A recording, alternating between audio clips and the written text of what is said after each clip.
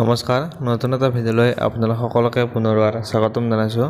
তো ফ্ৰেণ্ডছ, আজি আকৌ আপোনালোকৰ মাজলৈ এটা নতুন জব আপডেট লৈ আহিছোঁ।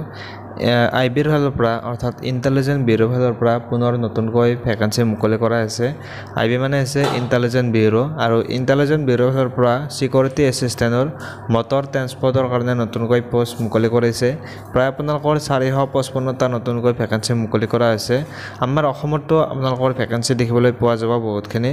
তো আপোনালোকে যদিহে ইণ্টেলিজেন্ট ব্যুৰোৰ ছিকিউৰিটি এছিষ্টেণ্টৰ আপোনালোকৰ যিটো মটৰ ট্ৰেন্সপৰ্ট আছে, তো আপোনালোকে যদি এপ্লাই কৰিব বিচাৰে, তো আপোনালোকৰ এই ভেকেঞ্চিখিনিৰ ডিটেইলছ আপোনালোকে এই ভিডিঅ'টোত জানিব পাৰিব। তো আপোনালোকে এপ্লাই কৰিবৰ কাৰণে আপোনালোকৰ বয়স কিমান লাগিব, লগতে আপোনালোকৰ এডুকেশ্যন কোৱালিফিকেশ্যন কিমান লাগিব, আৰু এক্সপিৰিয়েঞ্চ লাগিব নে নালাগে, সকলোবিলাক তথ্য আপোনালোকে ভিডিঅ'টো কণ্টিনিউ শেষলৈ চালে আপোনালোকে জানিব পাৰিব। গতিকে ফ্ৰেণ্ডছ, আপোনালোকে যদিহে নতুনকৈ আমাৰ চেনেলত ভিজিট কৰিছে, তো আপোনালোকে চেনেলটো ছাবস্ক্ৰাইব কৰি বেল আইকনটো প্ৰেছ কৰি ৰাখিব। ইণ্টেলিজেন্ট ব্যুৰোৰ ফালৰ পৰা ছিকিউৰিটি এছিষ্টেণ্ট মটৰ ট্ৰেন্সপৰ্টৰ কাৰণে নতুনকৈ ভেকেঞ্চি মুকলি কৰা হৈছে। তো আমাৰ প্ৰায় আপোনালোকৰ ভেকেঞ্চি যদি চাবলৈ যাওঁ, ইয়াত আপোনালোকৰ 455টা ভেকেঞ্চি দেখিবলৈ পোৱা যাব।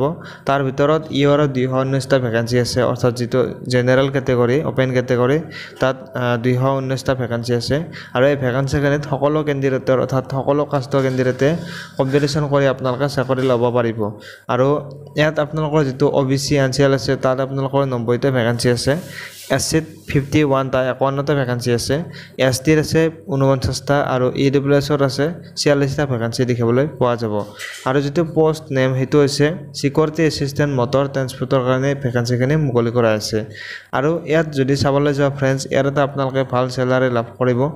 আৰু লেভেল 3 21,700 পৰা 69,100 টকা আপোনালোকে চেলাৰী লাভ কৰিব, পে স্কেল আপোনালোকে লাভ কৰিব। তাৰপিছত লগতে আপোনালোকৰ যিটো গ্ৰেড পে থাকিব।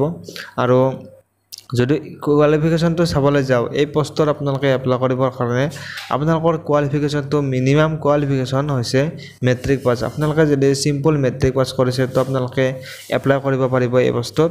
আৰু ইয়াত আপোনালোকৰ যিটো মটৰ ট্ৰেন্সপৰ্টৰ হয়, যিহেতু আপোনালোকে ড্ৰাইভিঙৰ হয় এইটো, তো গতিকে আপোনালোকৰ যিটো মটৰ ট্ৰেন্সপৰ্টৰ যিটো আপোনালোকৰ চাৰ্টিফিকেট আছে, তো আপোনালোকৰ এখন লাইচেঞ্চ, আপোনালোকৰ LMB লাইচেঞ্চ আপোনালোকৰ থাকিব লাগিব।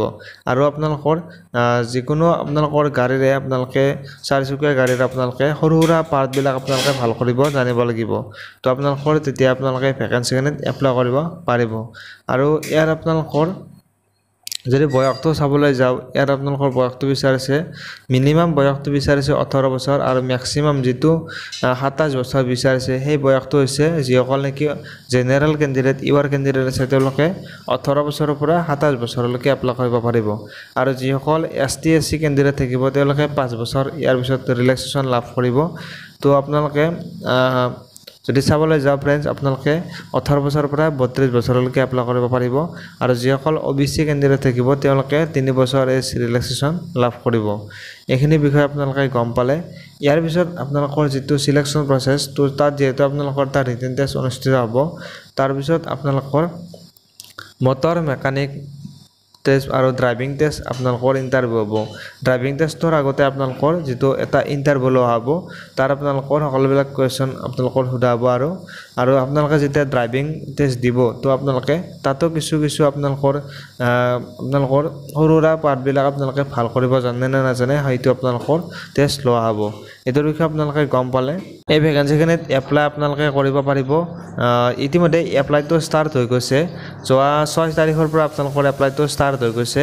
আৰু আপোনালোকে এইটো মাহৰে ছেপ্টেম্বৰ মাহৰে আপোনালোকে 28 তাৰিখলৈ এই ভেকেঞ্চিখিনিত এপ্লাই কৰিব পাৰিব। আৰু আপোনালোকে যিহেতু এপ্লাই কৰোঁতে এপ্লিকেশ্যন ফিজ দিব লাগিব, তো কিমান এপ্লিকেশ্যন ফিজ দিব লাগিব সেইটো আপোনালোকক জনাইছোঁ। তাৰ আগতে আপোনালোকক ডেটটো জনাইছোঁ যে আপোনালোকে 30 তাৰিখলৈ আপোনালোকে, যিহেতু 28 তাৰিখ হৈছে এপ্লাই কৰা লাষ্ট ডেট, আৰু আপোনালোকৰ যিটো এপ্লিকেশ্যন ফিজ সেইটো আপোনালোকে 30 তাৰিখলৈ আপোনালোকে এপ্লিকেশ্যন ফিজটো দিব পাৰিব। আৰু যিটো ফ্ৰেণ্ডছ আপোনালোকৰ এপ্লিকেশ্যন ফিজটো হৈছে আপোনালোকৰ ইয়াত চাবলৈ গ'লে অল কেণ্ডিডেটৰ ৰিক্ৰুটমেণ্ট প্ৰচেছিং ফিজ এটা থাকিব, তাত 550 টকা, আৰু আপোনালোকৰ এক্সামিনেশ্যন ফিজ থাকিব 100 টকা। টোটেল যদি মিলাই কেনে চাবলৈ যাওঁ, ইয়াত আপোনালোকৰ 650 টকা এপ্লিকেশ্যন ফিজ থাকিব। আৰু যিসকল নেকি EWS UR OBC কেণ্ডিডেট আছে, তেওঁলোকৰ এই ফিজটো হয় বাকি ST SC সকলৰ ফিজটো আপোনালোকৰ যেটো এক্সাম ফিজ হয় এক্সাম ফিজটো আপোনালোকে দিব নালাগে আপোনালোকে 550 টকাই আপোনালোকৰ এপ্লিকেশন ফিজটো দিব লাগিব যিসকল নেকি ST SC ক্যান্ডিডেট থাকিব তো এইটোৰ বিষয়ে আপোনালোকে গম পালে যদি फ्रेंड्स আপোনালোকৰ কোৱালিফিকেশন মিলে তো আপোনালোকে যদি এপ্লাই কৰিব বিচাৰে ভ্যাকেন্সিখিনিত আপোনালোকে এপ্লাই কৰিব পাৰিব যেহেতু এপ্লাই ইতিমধ্যে চলি আছে গতিকে फ्रेंड्स আপোনালোকে এপ্লাই কৰিব পাৰিব তো ইয়াৰ লাষ্ট ডেটটো 28 তাৰিখৰ আপোনালোকে দিছে তো আপোনালোকে 28 তাৰিখলৈকে এপ্লাই কৰিব পাৰিব তো फ्रेंड्स আপোনালোকক দিবলগীয়া ইনফৰমেশনটো এইটোই আছিল তবে আপোনালোকে যদি ভিডিওটো ভাল পালে তেনেহলে ভিডিওটোত এটা লাইক কৰি দিব আৰু চেনেলটোত আপোনালোকে যদি নতুনকৈ ভিজিট কৰিছে আপোনালোকে চেনেলটো সাবস্ক্ৰাইব কৰি বেল আইকনটো প্ৰেছ কৰি ৰাখিব